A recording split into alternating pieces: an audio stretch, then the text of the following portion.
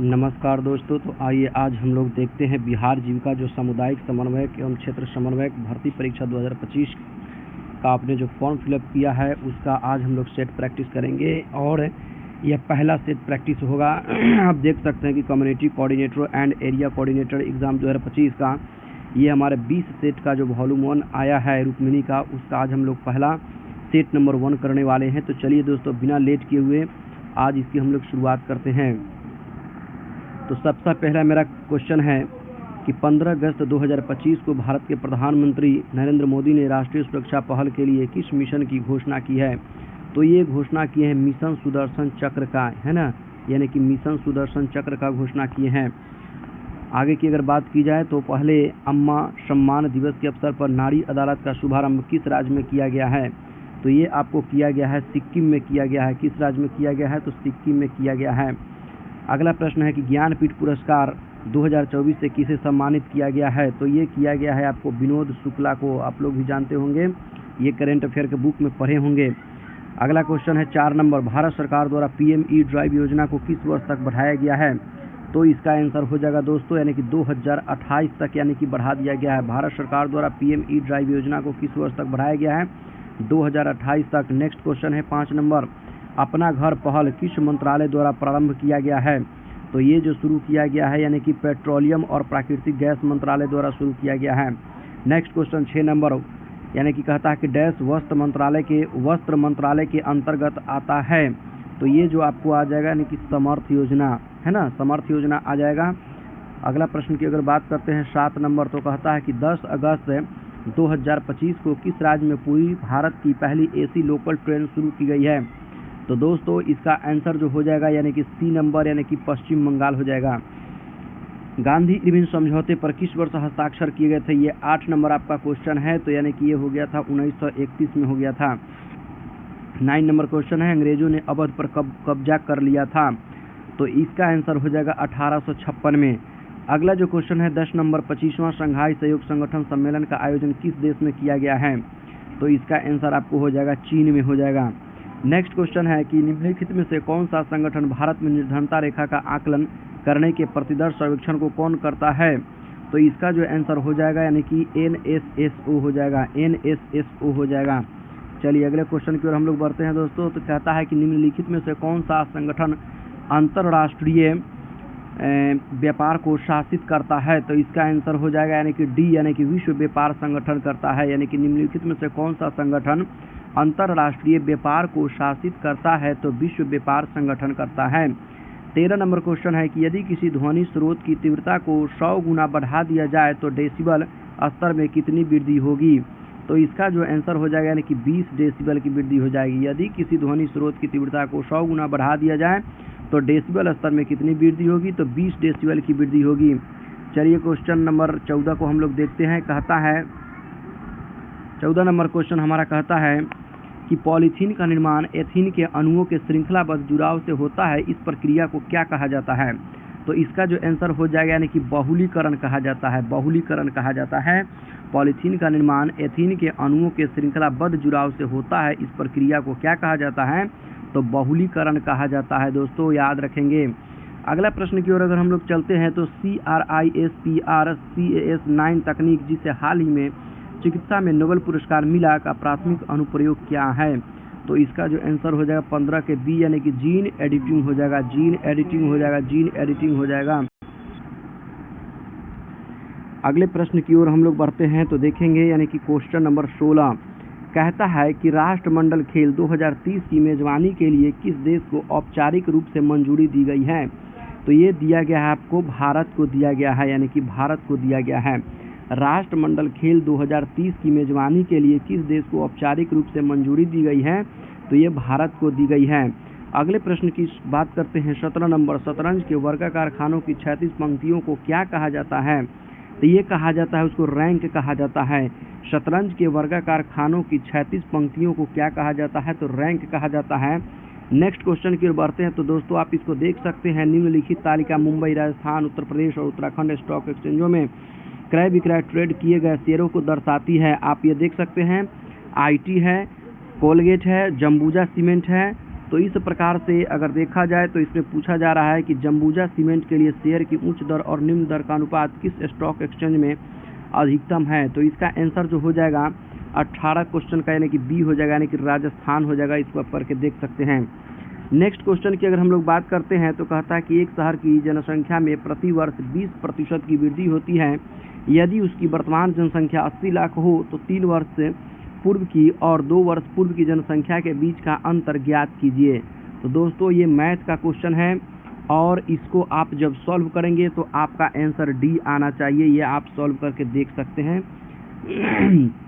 अगले क्वेश्चन की ओर अगर हम लोग बढ़ते हैं तो 20 नंबर देखेंगे। ये भी मैथ का ही सवाल है। तो कहता है कि एक व्यक्ति ने 11,520 रुपया में 2 भैंस खरीदी। एक भैंस को 15% की हानि पर बेचा और दूसरी भैंस को 19% के लाभ पर बेचा। यदि दोनों भैंसों की विक्रय मूल्य बराबर है तो पहली भैंस का क्रय मूल्य ज्ञात कीजिए। तो इसका जो आंसर हो जाएगा दोस्तों यानी कि 6720 रुपया, यानी कि बी नंबर ऑप्शन हो जाएगा।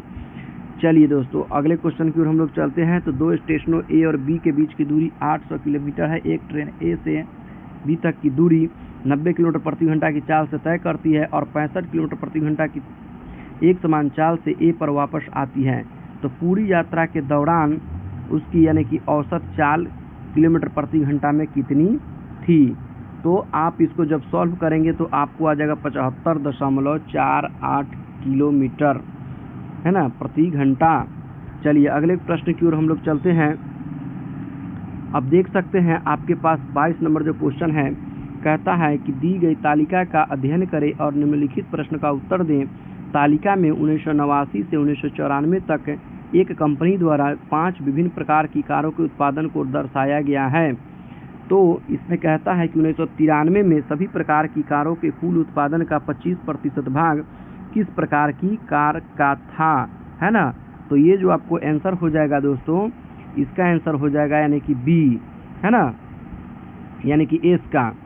चलिए अगले प्रश्न की ओर हम लोग चलते हैं कि यदि 18:24 समानुपात 24 y तो y का मान क्या होगा।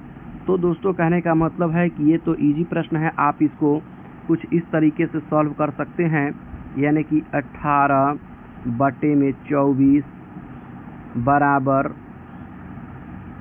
फिर 24 है तो 24 और बटे में y। दोस्तों जब इसको आप सॉल्व करते हैं तो आपका जो आंसर हो जाएगा वो आएगा यानी कि ऑप्शन नंबर डी, यानी कि 32। ठीक है, आप इसको सॉल्व कर देख सकते हैं। अगले प्रश्न की ओर अगर हम लोग चलते हैं तो कहता है कि यदि ब्याज वार्षिक रूप से संयोजित होता है तो चक्रवृद्धि ब्याज की एक निश्चित दर पर कोई धनराशि 12 वर्षों में स्वयं की 2 गुनी हो जाती है। कितने वर्षों में यह स्वयं की 8 गुनी हो जाएगी। तो दोस्तों जब आप इसको भी सॉल्व करेंगे तो आपका आंसर 36 आएगा, यानी कि ऑप्शन नंबर डी हो जाएगा। चलिए आगे भी मैथ का ही क्वेश्चन है। तो 25 नंबर क्वेश्चन को हम लोग देखते हैं। तो 25 नंबर क्वेश्चन कहता है कि सुनील और गोपाल एक व्यवसाय में साझेदार है। सुनील 20,000 रुपये 9 महीनों के लिए और गोपाल 30,000 रुपये 12 महीनों के लिए निवेश करता है। 60,000 रुपये के कुल लाभ में सुनील का हिस्सा ज्ञात कीजिए।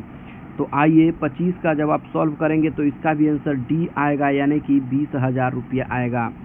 चलिए नेक्स्ट क्वेश्चन की ओर बढ़ते हैं। 26 नंबर क्वेश्चन में कहता है कि यदि 16, 25, 13, 26 और 15 का औसत के है तो √2 के प्लस 11 का मान ज्ञात कीजिए।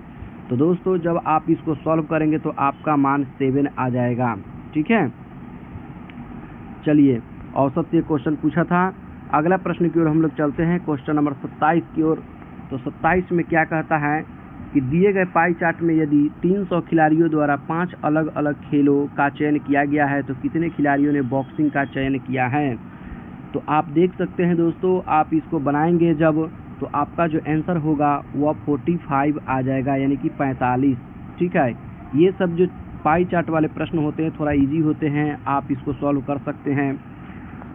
आगे की ओर अगर हम लोग बढ़ते हैं तो क्वेश्चन नंबर 28 को देखते हैं कि कोई धनराशि चक्रवृद्धि ब्याज पर 2 वर्षों में 578.40 और 3 वर्षों में 614.55 हो जाती है।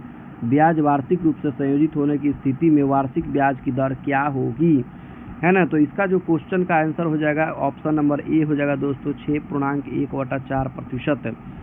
अगले प्रश्न की ओर अगर हम लोग चलते हैं तो क्वेश्चन नंबर 29 को आप देख सकते हैं। कहता है कि फर्नीचर की 3 वस्तुओं का औसत मूल्य रुपया 15,915 है।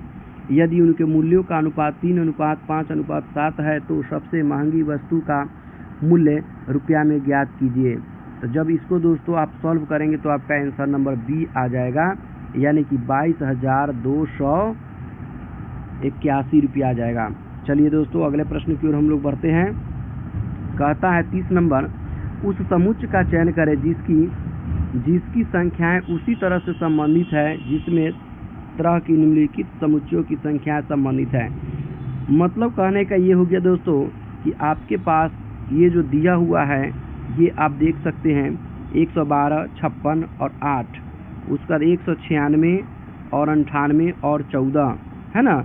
तो इन दोनों में जो रिलेशन है, जो पैटर्न काम कर रहा है इन तीनों डिजिट्स में, जैसे 112 से 56, फिर 156 से 8, उसी प्रकार से 196 से 98 और 98 से 14, वही रिलेशन हमको ढूंढना है। इन चारों ऑप्शन में से किसी एक में होगा। तो इस तरीके से जब आप इसको सॉल्व करेंगे तो आपका जो आंसर निकल करके आएगा वह हो जाएगा बी, यानी कि 294, 147 और 21। ठीक है दोस्तों, आगे बढ़ते हैं। कहता है कि निम्नलिखित में से कौन सी संख्या दी गई श्रृंखला में प्रश्न चिन्ह को प्रतिस्थापित करेगी। यानी कि आप देख सकते हैं कि कहने का मतलब हुआ कि 10 के बाद 50 किस तरीके से हुआ, 50 से 250, 250 से 1250, फिर 1250 से यानी कि 6250, तो उसके बाद अगला संख्या क्या आएगा। जब आप इसको सॉल्व करेंगे तो आपका जो आंसर निकल करके आएगा 31,250। दोस्तों आप इसको सॉल्व कर लेंगे। चलिए आगे हम बढ़ते हैं। 32 नंबर में कहता है कि एक पैटर्न वाली एक पारदर्शी शीट नीचे दी गई है, उस विकल्प का चयन कीजिए जो उस पैटर्न को दर्शाता है जो दी गई पारदर्शी शीट को मध्य ऊर्ध्वाधर रेखा पर मोड़ने पर दिखाई देगा। तो आप इसको देख करके बता सकते हैं कि इसका जो आंसर होना चाहिए वह क्या होना चाहिए। तो आप देखिए, इसको जब फोल्ड करेंगे, मोड़ेंगे तो किसका प्रतिरूप बनाएगा, तो ऑप्शन नंबर ए का बनाएगा दोस्तों। ठीक है, आगे की ओर चलते हैं, अगले प्रश्न पर चलते हैं। कहता है कि निम्नलिखित में से उस आकृति का चयन कीजिए जो निम्नलिखित श्रृंखला में प्रश्न चिन्ह को तार्किक रूप से प्रतिस्थापित कर सकती है। तो जब इसको हम लोग गौर से देखते हैं, है ना, तो हमें पता चलता है कि इसका जो सॉल्व करके आएगा वो आपका ए नंबर ऑप्शन आ जाएगा। चलिए अगले प्रश्न की ओर अगर हम लोग बढ़ते हैं तो देखेंगे कि यदि प्लस का अर्थ माइनस है, माइनस का अर्थ गुना है, गुना का अर्थ भाग है, भाग का अर्थ प्लस है, तो दिए गए समीकरण में प्रश्न चिन्ह के स्थान पर क्या आएगा। तो जब हम सबका चिन्ह चेंज कर लेंगे, है ना, सबका जब चिन्ह चेंज कर लेंगे और करने के बाद जब इसको सॉल्व करेंगे तब जो हमारा आंसर होगा। चलिए दोस्तों आगे देखते हैं हम लोग। तो इस तरीके से जो इसका आंसर निकल करके आएगा वो हमारा ए होगा, यानी कि 50, यानी कि 50 हो जाएगा। अगले प्रश्न पर हम लोग बढ़ते हैं। 35 नंबर क्वेश्चन में कहता है कि निम्नलिखित में से कौन सा अक्षर समूह दी गई श्रृंखला में प्रश्नवाचक चिन्ह को प्रतिस्थापित करेगी। तो इसका आंसर आपको दोस्तों आ जाएगा, यानी कि डी हो जाएगा, ट्रिपल ए। उसके बाद देख सकते हैं 2, 2, 4, 2, 6, 1, 7, 7B एंड डबल सी, ये निकल करके आपका आ जाएगा। अगले प्रश्न पर बढ़ेंगे। 36 नंबर में कहता है कि कौन सा अक्षर समूह प्रश्न चिन्ह का स्थान लेगा और दी गई श्रृंखला को पूरा करेगा, है ना।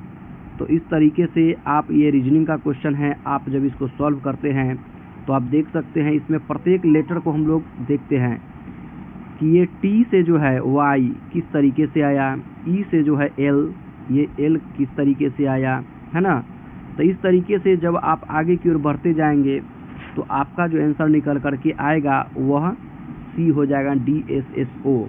ठीक है, यहाँ अगर हम सॉल्व करते हैं दोस्तों तो समय थोड़ा ज़्यादा लग जाएगा, इसीलिए हम डायरेक्ट आपको आंसर बता रहे हैं। आप इसको खुद से कर और आंसर मिला सकते हैं।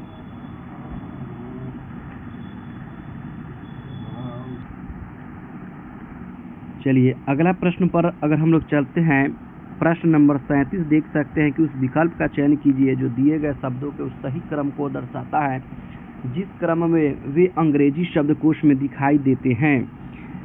तो इस क्वेश्चन को जब आप सॉल्व करेंगे, यानी कि सबसे पहले हम लोग इसमें क्या करते हैं कि एल एल सब में कॉमन है, उसके बाद ए ए सब में कॉमन है, और उसके बाद आर देख सकते हैं, आर भी सब में कॉमन है ना।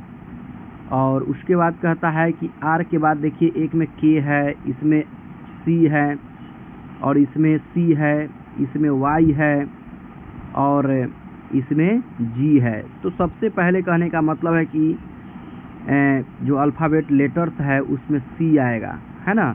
तो इस तरीके से आप का चयन करना है ना। उसके बाद देखिए कि सी यहाँ पे भी है, यानी कि 3 और 2 में, तो 3 और 2 में पहले कौन आएगा, तो सी के बाद जो 2 में है वह ई आ रहा है, और सी के बाद 3 में भी ई आ रहा है। उसके बाद 2 में फिर बढ़ेंगे तो एन है, यहाँ भी एन है। एन के बाद अगर 2 में देखते हैं तो आई है, जबकि 3 नंबर में देखते हैं कि एन के बाद ई है। तो इसका मतलब 3 और 2 में सबसे पहले 3 आएगा। तो हम देख सकते हैं इस तरीके से जब सभी लेटर्स को मिलाते चलेंगे तो फाइनल जो मेरा आंसर निकल करके आएगा वह ए नंबर हो जाएगा। चलिए दोस्तों, अगले प्रश्न पर चलते हैं हम लोग। अंग्रेजी वर्णमाला क्रम पर आधारित निम्नलिखित 4 अक्षर समूहों में से 3 किसी निश्चित तरीके से समान है और इस प्रकार एक समूह बनाते हैं। किस अक्षर समूह का संबंध उस समूह से नहीं है? असंगत अक्षर समूह व्यंजनों, स्वरों की संख्या या इस अक्षर समूह में उनकी स्थिति पर आधारित नहीं है। यानी कहने का मतलब है कि इसमें से जो है 3 जो है एक पैटर्न को फॉलो करेगा, जबकि चौथा कोई एक होगा जो उस पैटर्न को फॉलो नहीं करेगा। तो इस तरीके से आपका आंसर हो जाएगा DOLR। ठीक है, आप इसको बना के देख सकते हैं। चलिए अब हम लोग चलते हैं 39 नंबर क्वेश्चन पर कि डेटाबेस में इंडेक्सिंग का मुख्य उद्देश्य क्या है। तो डेटाबेस में इंडेक्सिंग का जो मुख्य उद्देश्य हो जाएगा ये होता है, आपको बता देते हैं, यानी कि सी, डेटा को खोजने और पुनः प्राप्त करने की गति को बढ़ाना। ठीक है, ये हमारा डेटाबेस में इंडेक्सिंग का मुख्य उद्देश्य क्या है? डेटा को खोजने और पुनः प्राप्त करने की गति को बढ़ाना।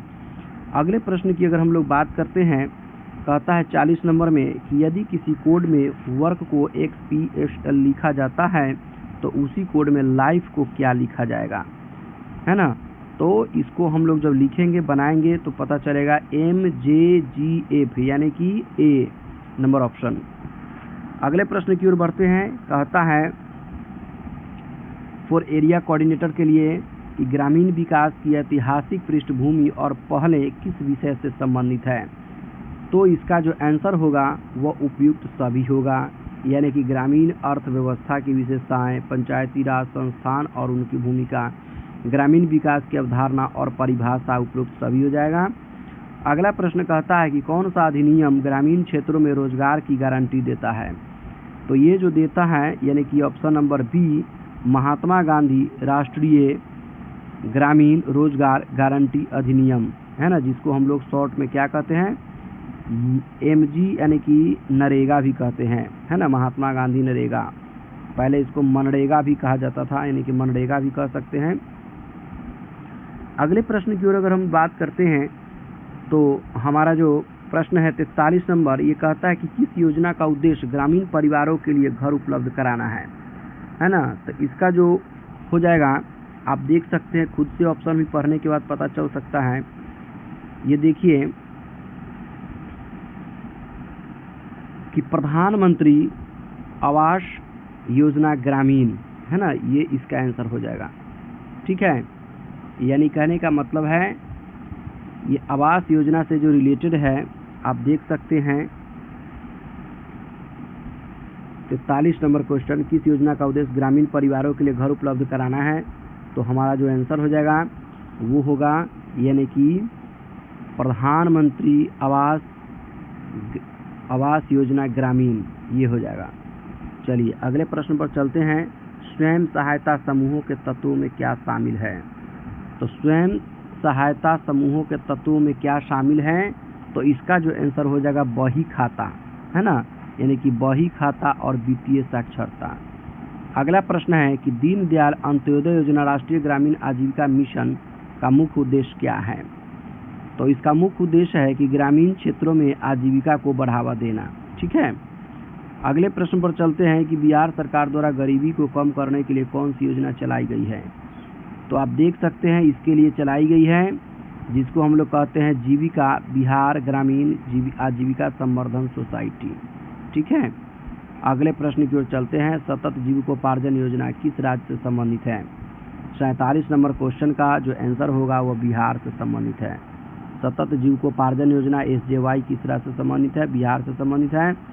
अगले प्रश्न की बात करें कि कौन सी योजना युवाओं को कौशल विकास प्रशिक्षण प्रदान करती है, तो 48 का बी हो जाएगा, कुशल युवा कार्यक्रम KYP। नेक्स्ट क्वेश्चन की ओर चलेंगे। किस योजना का उद्देश्य ग्रामीण उद्यमियों को सहायता प्रदान करना है। तो ये जो है आपका 49 नंबर क्वेश्चन का कि मुख्यमंत्री उद्यमी योजना है ना, मुख्यमंत्री उद्यमी योजना। अगले प्रश्न का बात करते हैं। पेंशन और अन्य वित्तीय सहायता से संबंधित कौन सा कार्यक्रम है।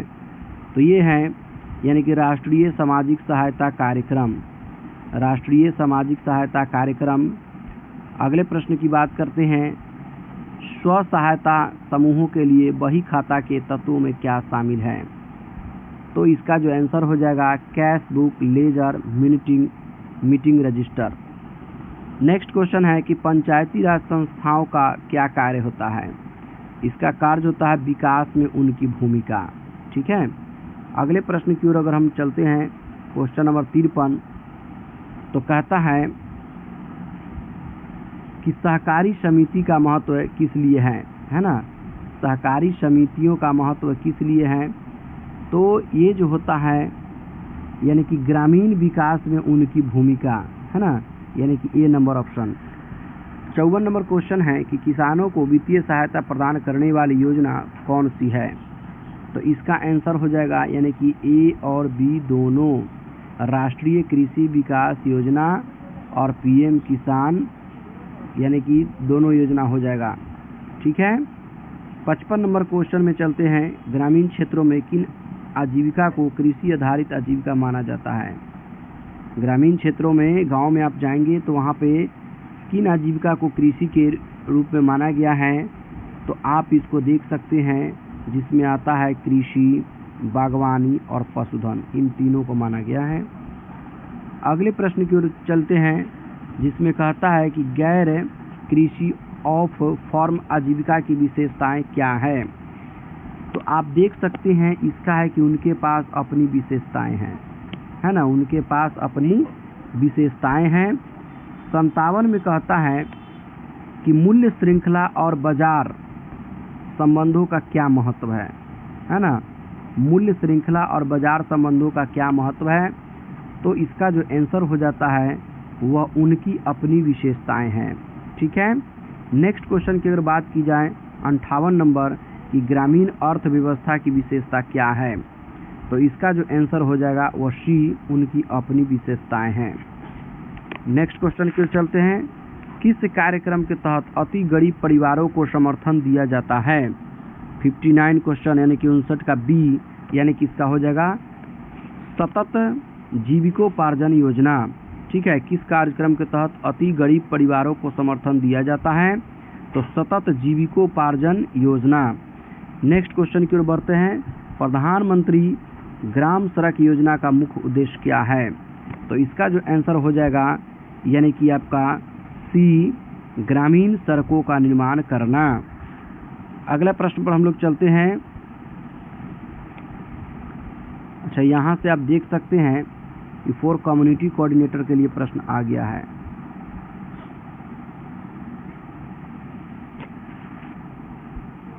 देखिए कि मनरेगा की योजना का मुख्य उद्देश्य क्या है ना। तो इसका जो आंसर हो जाएगा वो होगा आपका बी, प्रत्येक ग्रामीण परिवार को एक वित्तीय वर्ष में 100 दिनों के रोजगार को गारंटी देना। ठीक है, 42 नंबर क्वेश्चन की अगर बात हम लोग किया जाए करते हैं तो क्या कहता है कि दीनदयाल अंत्योदय योजना राष्ट्रीय ग्रामीण आजीविका मिशन किस पर केंद्रित है ना। तो इसको जब हम लोग ऑप्शन को देखते हैं तो पता चलता है, आप देख सकते हैं कि बी नंबर गरीबों विशेषकर महिलाओं के लिए स्वयं सहायता समूहों को बढ़ावा देना। ठीक है। 43 नंबर क्वेश्चन में हमारा क्या कहता है कि प्रधानमंत्री आवास योजना ग्रामीण का लक्ष्य क्या है। ठीक है, तो इसका लक्ष्य है कि ग्रामीण क्षेत्रों में सभी प्रकार के लिए पक्का घर सुनिश्चित करना, यानी कि ऑप्शन नंबर ए हो जाएगा। चलिए अगले प्रश्न की ओर चलते हैं। बिहार में जीविका क्या है, आप बता सकते हैं इसका आंसर। तो बिहार में जो जीविका है यानी कि वो है ऑप्शन नंबर बी, बिहार ग्रामीण आजीविका प्रोत्साहन समिति। ठीक है। 45 नंबर क्वेश्चन की बात करते हैं, पंचायती राज संस्थाओं के विकास में क्या भूमिका है। तो 45 की बात करते हैं तो बी, स्थानीय स्तर पर स्व शासन और विकास योजना बनाना। नेक्स्ट क्वेश्चन की ओर चलते हैं, स्वयं सहायता समूह का एक महत्वपूर्ण तत्व क्या है। तो इसका जो आंसर है यानी कि ये नियमित बचत और सदस्यों के बीच आंतरिक ऋण देना। स्वयं सहायता समूह का एक महत्वपूर्ण तत्व क्या है कि नियमित बचत और सदस्यों के बीच आंतरिक ऋण देना। अगले प्रश्न की ओर चलते हैं कि प्रधानमंत्री किसान सम्मान निधि योजना के तहत किसको लाभ मिलता है ना। तो आप देख सकते हैं ये होता है छोटे और सीमांत किसान परिवारों को, ऑप्शन नंबर बी हो जाएगा। नेक्स्ट क्वेश्चन की बात करते हैं, बिहार का कुशल युवा प्रोग्राम किस उद्देश्य से चलाया जा रहा है। तो आप देख सकते हैं इसका जो आंसर होना चाहिए यानी कि युवाओं को कौशल विकास प्रदान करने के लिए, option number B. Next question की बात करते हैं, सतत जीविकोपार्जन योजना किस पर केंद्रित है। तो ये जो आपका केंद्रित है ये है अत्यंत गरीब परिवारों को गरीबी से बाहर निकालने पर, यानी कि option number B. 50 number question की बात की जाए तो आप देख सकते हैं कि निम्नलिखित में से कौन सा एक गैर कृषि आजीविका का उदाहरण है ना। तो ये जो आंसर इसका होगा, एक छोटी किराना दुकान चलाना। गैर कृषि नॉन फार्म का जो उदाहरण है एक छोटी किराना दुकान चलाना, यानी कि ऑप्शन नंबर सी। अगले प्रश्न की बात करते हैं, प्रधानमंत्री ग्राम सड़क योजना का प्राथमिक उद्देश्य क्या है। तो आप देख सकते हैं इसका आंसर जो होगा यानी कि बी, बिना संपर्क वाली बसावटों को हर मौसम में चालू रहने वाली सड़क से जोड़ना। ठीक है, अब हम लोग नेक्स्ट क्वेश्चन की ओर चलते हैं कि स्वयं सहायता समूहों के संघों में ग्राम संगठन के ऊपर की संरचना को क्या कहा जाता है। तो 52 का यानी कि जो आंसर होगा क्लस्टर स्तरीय संघ है ना, यानी कि इसको बी कहेंगे। 53 में आपको कहता है कि बिहार में मुख्यमंत्री उद्यमी योजना किसे सहायता प्रदान करती है। तो ग्रामीण उद्यमियों को है ना, ग्रामीण उद्यमियों को करती है। 54 नंबर क्वेश्चन जो हमारा कहता है कि राष्ट्रीय सामाजिक सहायता कार्यक्रम क्या प्रदान करता है। तो 54 का जो आंसर हमारा होगा हम देख सकते हैं, बुजुर्ग, विधवाओं और विकलांग व्यक्तियों के लिए पेंशन। राष्ट्रीय सामाजिक सहायता कार्यक्रम क्या प्रदान करता है। तो बुजुर्ग, विधवाओं और विकलांग व्यक्तियों के लिए पेंशन। अगले प्रश्न की ओर चलते हैं कि SHG बैंक लिंकेज क्यों महत्वपूर्ण है ना। तो ये जो महत्वपूर्ण हो जाता है दोस्तों, ये समूहों को औपचारिक बैंकिंग प्रणाली से ऋण प्राप्त करने में सक्षम बनाने के लिए, यानी कि option number B, SHG bank linkage क्यों महत्वपूर्ण है। तो समूहों को औपचारिक बैंकिंग प्रणाली से ऋण प्राप्त करने में सक्षम बनाने के लिए। अगले प्रश्न की ओर अगर हम चलते हैं तो देखते हैं कि कौन सी एक कृषि आधारित आजीविका है।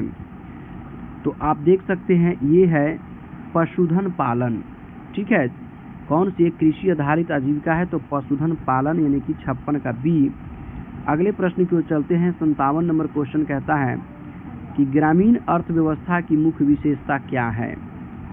तो ग्रामीण जो अर्थव्यवस्था है उसकी जो मुख्य विशेषता है कृषि और संबंधित गतिविधियों पर निर्भरता है ना, ये ग्रामीण अर्थव्यवस्था की विशेषताएं हैं। 58 नंबर प्रश्न की अगर बात की जाए तो कहता है कि जीविका का मॉडल मुख्य रूप से किस पर आधारित है। तो जीविका का जो मॉडल है यह मुख्य रूप से किस पर आधारित है। तो सी, यानी कि सामुदायिक संस्थान जैसे स्वयं सहायता समूह। ठीक है, अगले क्वेश्चन की ओर चलते हैं कि DNRLM का पूरा नाम क्या है ना। तो इसका जो आंसर होगा यानी कि डी से दीनदयाल अंत्योदय योजना, नेशनल रूरल लाइवलीहुड्स मिशन, है ना, यानी कि NRLM का पूरा नाम क्या है, तो दीनदयाल अंत्योदय योजना नेशनल रूरल लाइवलीहुड्स मिशन, यानी कि बी नंबर ऑप्शन। आगे अगर बढ़ते हैं 60 नंबर क्वेश्चन को देखते हैं कि मुख्यमंत्री आवास योजना ग्रामीण बिहार में किसे लक्षित करती हैं। तो आप देख सकते हैं ये जो होती है BPL परिवारों को जो PMAYG के अंतर्गत नहीं आते हैं, यानी कि इसका ऑप्शन नंबर सी हो जाएगा। अगले क्वेश्चन की ओर चलते हैं तो हम देखते हैं कि ये कंप्यूटर से क्वेश्चन है कि माइक्रोसॉफ्ट एक्सेल 2016 में किस शॉर्टकट का प्रयोग करके प्रकोष्ठ संकेतक सेल पॉइंटर को वर्तमान स्थिति से एक प्रकोष्ठ सेल बाईं ओर ले जाया जा सकता है ना, तो इसका जो आंसर होगा यानी कि D shift plus tab. Next question है हमारा कि 1 गीगाबाइट में डैश मेगाबाइट होते हैं, है ना, तो इसका आंसर होगा यानी कि 10 से 24 मेगाबाइट।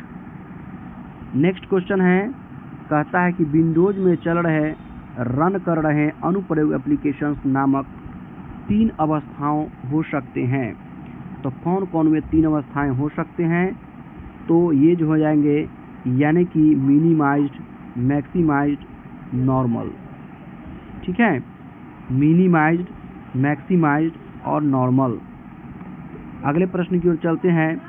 जब आप विंडोज 7 में एक फाइल को एक फोल्डर में कॉपी करते हैं जिसमें पहले से ही एक ही नाम वाली फाइल होती है, तो निम्न में से कौन सा विकल्प प्रदर्शित नहीं होती है ना, तो आप इसको देख सकते हैं। इसका जो आंसर होगा कि नए फोल्डर में कॉपी करें, ये ऑप्शन आपको कहता है कि प्रदर्शित नहीं होता है। नेक्स्ट क्वेश्चन की ओर चलते हैं कि कौन एक ऑपरेटिंग सिस्टम का सबसे अच्छा वर्णन करता है ना, तो आप देख सकते हैं ये कहता है कि कंप्यूटर यूज़र और हार्डवेयर के बीच इंटरफेस। कौन एक ऑपरेटिंग सिस्टम का सबसे अच्छा वर्णन करता है, तो कंप्यूटर यूज़र और हार्डवेयर के बीच इंटरफेस। नेक्स्ट क्वेश्चन की ओर चलते हैं। क्वेश्चन नंबर 66 में कहता है कि सुपर कंप्यूटर की गति का मापन सामान्यतः किस नामक इकाई में होता है, तो इसका जो इकाई होता है यानी कि फ्लॉप्स में होता है ना, ऑप्शन नंबर बी।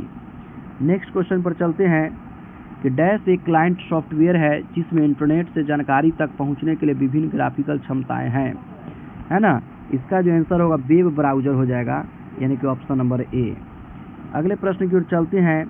अधिकांश ईमेल क्लाइंट समय समय पर आपके मेल बॉक्स की जांच करते हैं और डैश का उपयोग ईमेल डाउनलोड करने के लिए करते हैं, तो इसका जो आंसर हो जाएगा POP3, है ना। 69 जो हमारा क्वेश्चन है कि लोकल ISP के साथ संलग्न कौन होता है, तो आप देख सकते हैं रीजनल होता है ISP। और इस सेट का अंतिम क्वेश्चन जो है यानी कि 70 क्वेश्चन जो है कि माइक्रोसॉफ्ट वर्ड में डैश कुंजी संयोजन प्रवेशन संकेतक इंसर्शन पॉइंटर के पीछे बाईं ओर के शब्द को हटा देता है, तो वो कौन हटाता है, वो हटाता है आपको कंट्रोल प्लस बैक स्पेस हटाता है। कौन हटाता है, तो कंट्रोल प्लस बैक स्पेस यानी कि हटाता है। तो दोस्तों आप देख सकते हैं कि मैंने जो आपका जो ये सेट था पूरा फर्स्ट सेट, इसको हमने पूरा कंप्लीट करा दिया है। और आपको कैसा लगता है यह सेट प्रैक्टिस, आप हमें कमेंट में बता सकते हैं, तो आगे का भी हम सेट आपके लिए लाने का प्रयास करेंगे और कोशिश करेंगे कि इस बुक का पूरा जो 20 सेट है वो आपको हम कंप्लीट कराएं। तो इस तरीके से जब आप इसको बनाते हैं तो आपको कुल कितने मार्क्स आते हैं वो आप हमें कमेंट कर सकते हैं। और जब सेट प्रैक्टिस आप करते हैं तो आपका नंबर जब ऊपर की ओर बढ़ता है तो आपको ये विश्वास होता है कि आप इस एग्ज़ाम को निकाल लेंगे। तो इस तरीके से कोशिश कीजिए कि रेगुलर हम सेट प्रैक्टिस करते रहें। और आप अगला सेट अगर चाहते हैं कि हम लाएँ तो इसके लिए कमेंट बॉक्स में कमेंट कर सकते हैं, तो फिर हम आपके लिए सेट नंबर 2 लाएंगे। चलिए दोस्तों, तो फिर आप लोग से मिलते हैं हम नेक्स्ट वीडियो में। तब तक के लिए धन्यवाद। जय हिंद।